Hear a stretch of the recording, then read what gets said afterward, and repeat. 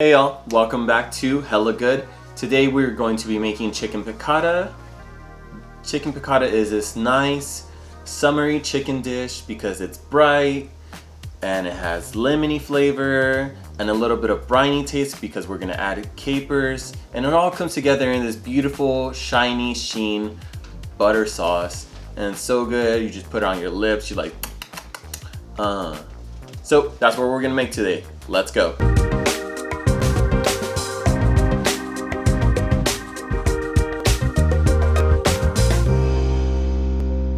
Hey y'all, this is episode 5 of Hella Good. Today we're making chicken piccata. Here are the ingredients. Pause this if you need to. So traditionally chicken piccatas are made with chicken breasts, but I like dark meat. It has more flavor. Dark meat with bone in, even more flavor. So that's why we're using bone-in chicken thighs.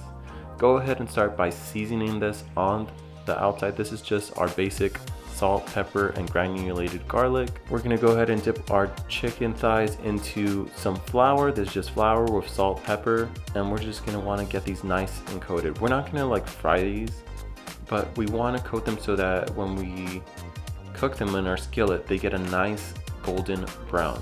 So to a hot pan, we're gonna add some grapeseed oil. Don't mind the smoke here. Something burned on my stove and that's why it's smoking. It's not the oil, and that's why we use grapeseed oil, right?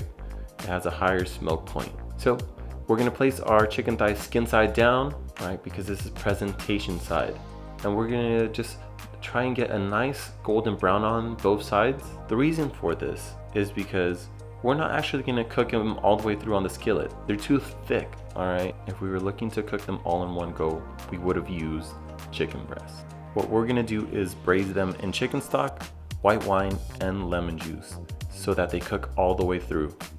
So at this point, I'm gonna add my mushrooms, but my pan's a little too hot right here, so I'm gonna take it off the heat for a little bit before I add them in. These are pre-cut mushrooms.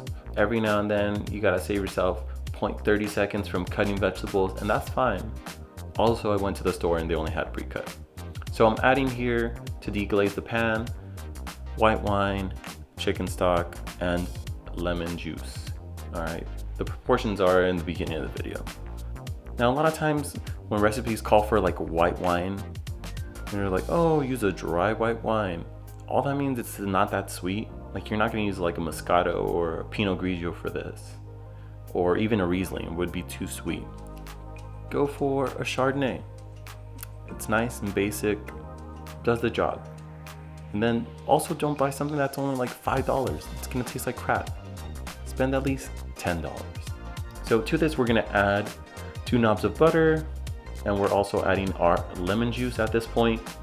So to this, we're gonna add our chicken thighs.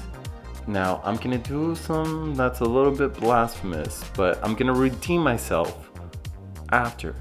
I'm gonna put a lid on this. Now what we're trying to do here is make sure our chicken thighs cook all the way. There is nothing worse than medium rare chicken, all right?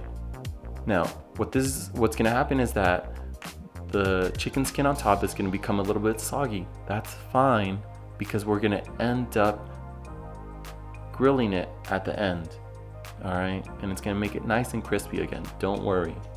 So after our chicken has cooked for about 20 to 25 minutes, depending on the thickness of your chicken, we're gonna remove it off of there.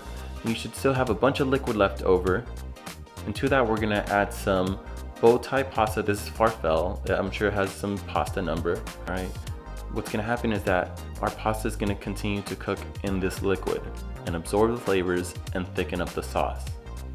So after about a couple minutes, our sauce is thickened up enough to coat the back of a spoon. And now we're just gonna serve it in the skillet, and that's it.